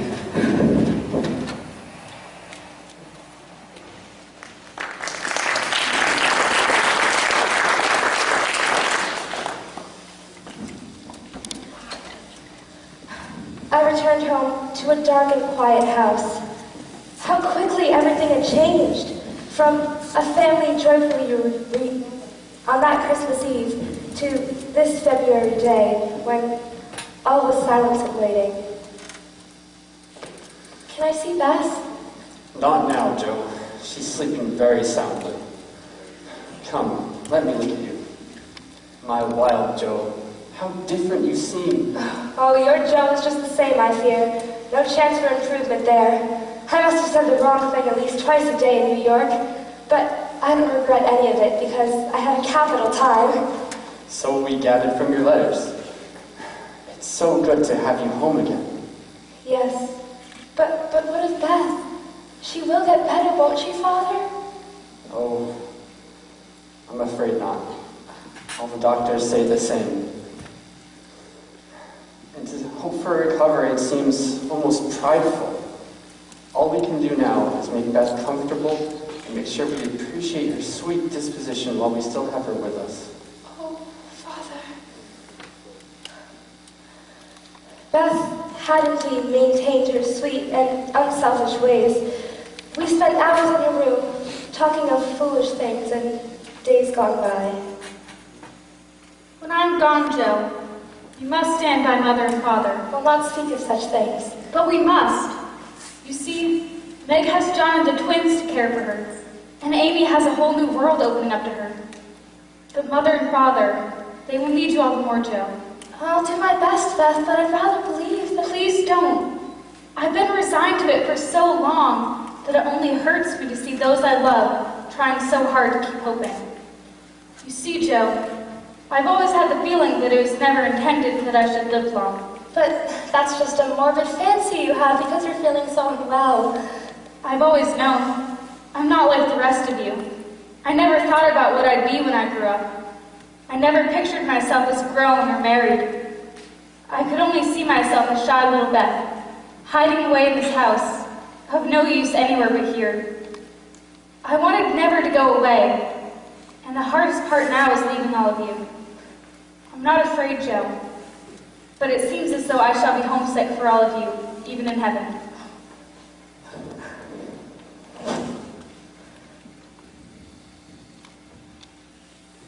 Beth was with us till the spring. And then one day, as quietly and unobtrusively as she tried to be all her life, she left us. Her face that morning was so full of painless peace that those of us who loved her couldn't help but smile through our tears and thanked God that Beth was well at last. What would Jo March do without her conscience, her soul? Well, Beth had left them with me, and not knowing how else to handle my grief, I turned to writing. I wrote about Beth, and about me, and about all of us, and how angry and alone I felt. And the more I wrote, the more I began to understand what the professor had said about writing only what was in your heart. But enough adventure for Jo March for the moment. Elsewhere, another adventure was taking place. I shall relate to you the romance of Amy and Laurie, as it was later told to me by the participants themselves. It began in Paris. Ah, there you are, mademoiselle. Your aunt said I might find you here. How many times are you going to sketch that same statue? Until I get it right. Looks frightful enough as a statue. Why put it on paper as well? This is a very great statue, Laurie, and by sketching it, I will try to understand its greatness. That is what all the art books say. I'm tired of statues and gardens. Amy, come for a ride with me this afternoon. The valet at the hotel was telling me of a small town a little ways from Paris where they have bullfights. No, thank you. Why not? You have forgotten, Laurie, that I am in Europe as Aunt March's companion. You know the old woman will rest all afternoon. And when I am not required by her, I will be adding to my cultural well-being. See, the problem with you, Miss March, is that you're too busy being a well-to-do lady and have no time to have fun. And the problem with you, Laurie, is you're too busy acting like a child, that you don't know how to do anything but have fun. Me? A child? Why, you're the one. Got the arms wrong.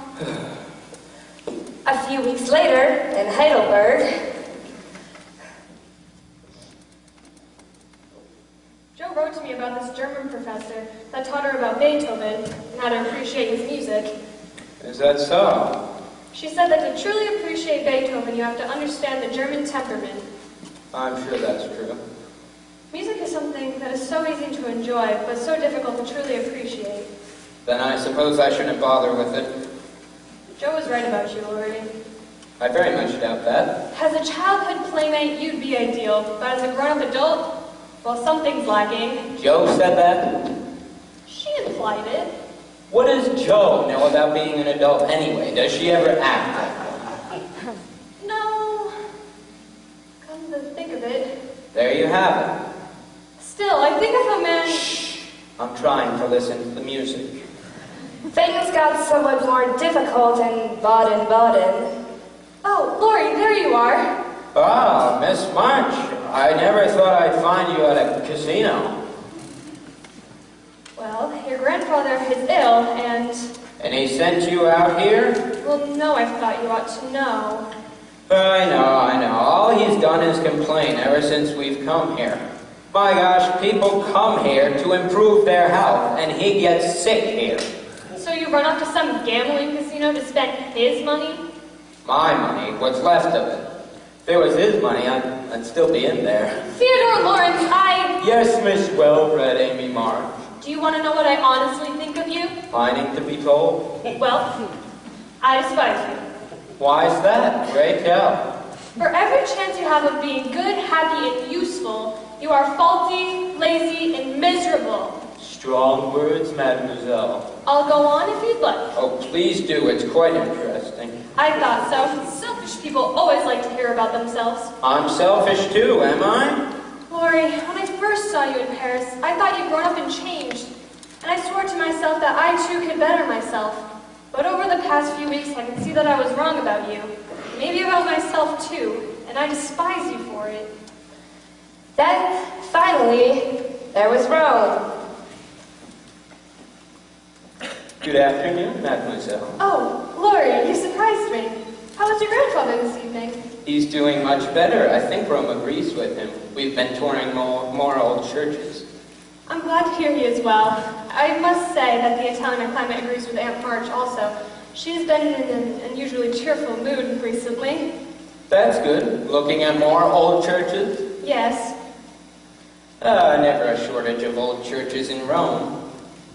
According to this book, it says that the Cappuccini Chapel should be right over there, but I don't see it.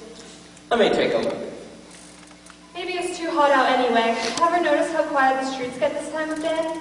Siesta time. I can't make heads or tails of this map. Siesta time. What a quaint idea. But I don't see folks in New England taking to it. Perhaps you're a little homesick, Amy. Perhaps I am.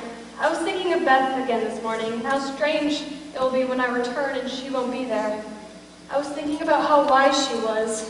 In her childlike way, she was so wise. And here I am, traveling across Europe, and I feel as if I haven't changed at all. Oh, but you have. I mean, you're not the same old Amy March I knew back home. Well, I don't feel the same, but am I anything better than I was?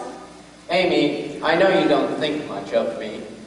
And I know you've said so on certain occasions, but in my opinion, you're quite remarkable. What I mean to say is, I can't read guidebooks in Italian. Good day. Lori. It was Meg who first told me of their engagement.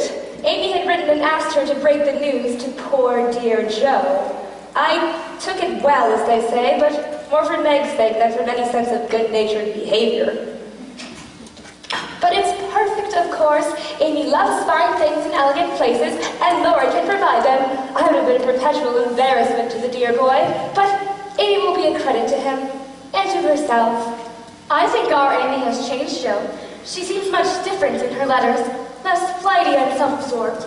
And her genuine concern for you and how you might react to her news, well, it was rather touching in its sincerity. Perhaps Lori is responsible for the change in her. He could always make the Marsh girls do just about anything, except get me to marry him. Joe, do you mind awfully? Not really. We do worry about you, you know. Our Joe. Always the boldest and bravest of the bunch. But now you seem so fragile. Oh, I'll be all right. There's no need for anyone to make a fuss. How's your writing going? Pretty fair. I sent off a little novella to the professor the other day. If he thinks it's as good as I feel it is, I'll be overjoyed. You and the professor write each other often? I scribble off pages to him every time genius burns, and he, dear man that he is, answers each with patience and care, though I'm sure he's got better things to do with his time. But that's the sort he is, Meg. So kind and caring. Seems as if the professor has touched Joe's heart. My heart? Yes, but he's a scholar, Meg, and a gentleman. He sees right through me and my silly stories and isn't afraid to tell me so. So you best give up any romantic notions you have of us. I will, Joe, as long as you promise you won't. Meg, John has arrived with the twins. They're waiting out in the carriage. Oh, I completely forgot about our picnic. Goodbye, Joe. See you on Tuesday, Marmee, for dinner. Give them each a kiss for me. It's all right, Marmee. Meg told me and I'm behaving myself, so it's safe to come in.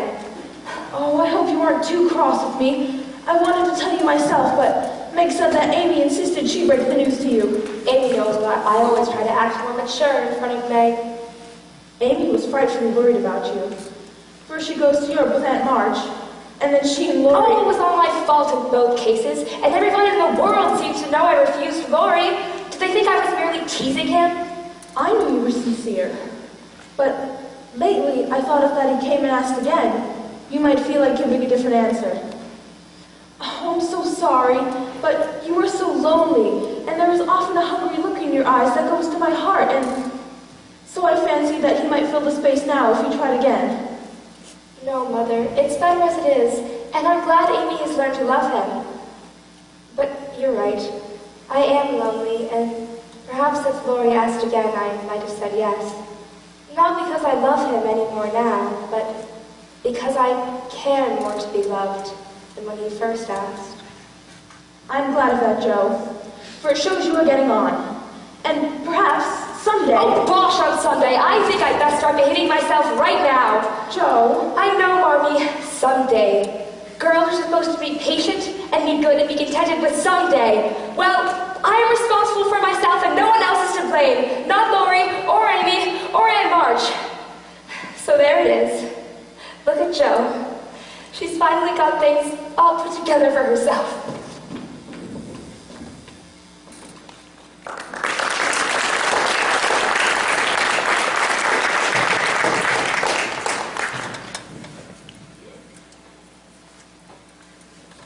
I would not yield to kiss the ground before young Malcolm's feet. Laurie? Is this Theodore Lawrence I see before me, handle towards my hand? Come, let me clutch thee. I have thee not, and yet I see thee still. You're glad to see me then? Glad words can't express. Where's Amy? Oh, Mother has her down at Meg's, but I thought I'd be the first to tell you. Laurie, you've gotten yourself married. Very much so, thank you. Actually married. Indeed. Mercy on us, what dreadful thing will you do next? A characteristic, but not exactly a complimentary congratulation. What can you expect when you take one's breath away? You creep in here like a burglar and spring news like that on me when I'm half asleep. In fact, I'm not sure I'm not dreaming all this. I apologize, but you know me and secrets. You must sit down and tell me all about it. How long have you been a married man? 6 weeks at the American consulate in Paris. 6 weeks, and look at you already. You've grown bigger and older and more distinguished. Yes, so you really ought to treat me with more respect. How can I, when the very idea of you, married and settled, is so irresistibly funny that I can hardly keep from laughing? You still see through me, Joe, don't you? Always will, but I'm so happy for you and Amy. I'll behave myself. Really? I mean, you are happy. Did you think I'd throw rocks at you on your return? Well, I wouldn't completely blame you if you did. How you underestimate me, Mr. Lawrence? Joe, I must say something, and then we'll put this all aside forever. I've always loved you, but that love has altered. I love Amy in the way I thought I cared for you. And now, after everything being settled, I feel I can honestly and equally share my heart between Sister Jo and wife Amy. So can you believe me and let us move back to those old times? I believe you, Laurie, with all my heart. But we are no longer boy and girl. Those happy times can't come back, and we mustn't expect it. We are man and woman now with work to do. Playtime is over and we must give up frolicking. You seem so different all of a sudden. As I say, Mr. Lawrence, you underestimate me. And I see a change in you as well. Oh, I shall miss the boy you once were, but I admire the man who will become my sister's husband. Thank you. They're here. Then let's go see that wife of yours.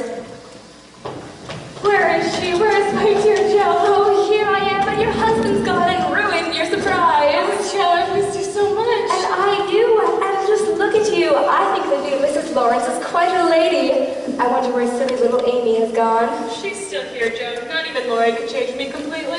Everyone, please come inside. Hannah has had tea ready for hours. Hannah, welcome home, Mr. Lawrence. No doubt you're looking forward to some rest after chasing your grandson all over Europe. I miss my library, that's for sure. And my friends. The only March girl in all of Europe is now the new Mrs. Lawrence. Ain't it a sight to see her, fine as a fiddle, and to hear folks calling her little Amy Mrs. Lawrence. 3 months without your popovers is a wonder I can stand it all. Everyone, please be seated and let me pour tea. You should have heard the twins when they set eyes on Amy. Pretty odd thing, kept saying. Very pretty odd. They've grown into such darling little things. Can you ever imagine that we were that young? Oh, it looks like it's going to storm. And my sheets are drying. Oh. Amy, how did Aunt March handle the crossing? Dreadfully. That poor old woman can just not abide boats. She was sick all the time, and I kept saying to her auntie, let me stay with you. But she wouldn't hear of it. She said, you're a married woman now. Your place is with your husband. Why, was Lori ill as well? I believe my aunt finally approves of something a member of my family has done. Amy, by marrying a Lawrence, I fear you have endeared her to us forever. Oh, Lori, could you go see who that is? Of course. Now, let's hear your version of the wedding, Amy. Tell me everything. I beg your pardon for the intrusion. Please, is this the March house? Yes, it is. Do come in. I don't mean to intrude. I was here to see Miss Joe and... Let's come quick, Lori. They're saying the most amazing lies about you in there. Ah, you're Lori? Yes, that's me. You've returned then? Yes, from Europe. I think it's best if I give this to you. I don't wish to disturb. But What is it, Lori? the strangest thing, there was a man at the door, and he said to give this to you. For me, I don't understand. I tried to get him to stay, but Friedrich, excuse me, Joe. Where's she gone, Lori? Professor Bear. Miss March, you're getting all wet. Come under this umbrella, please. But where are you going? I didn't mean to intrude. I was seeing you having a party. But to come all this way, come back to the house. It's only family. Lori and Amy have just returned from Europe. I know. And they're married. Can you believe such a thing? And here you show up. But what is this? Open it, please. I don't know. My book! It's published! I was so impressed with it, I sent it to one of my friends. As you see, he liked it too and published it. I would have told you sooner, but I wanted to come here in person and surprise you. Oh, Professor, you certainly have done that. So, you're not sad? I'm thrilled. No, about your friend, Lori, getting married. No, Professor. And I'm more glad to see you than I can say. Come back to the house, please. I want you to meet Mommy and Father. Miss Joe, I must say some things. I've been quiet for too long. I fear that your friend, Lori, and you, I would have told you sooner. I would have come sooner, but... You're here now. That's what's important. Yes. And you must stay for a while and... Miss Joe, I'm not a rich man. I'm just an old fellow with a little learning. Yet I long hoped, that in your heart... I think you've always known what was in my heart. Come, my dear Friedrich. Welcome home.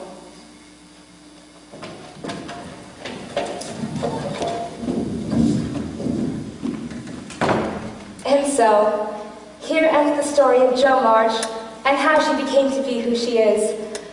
Although not exactly the adventures of Odysseus, but for me, never anything less than exciting. Friedrich and I married and opened a school for boys. We had 23 years together, and each was more wonderful than the last.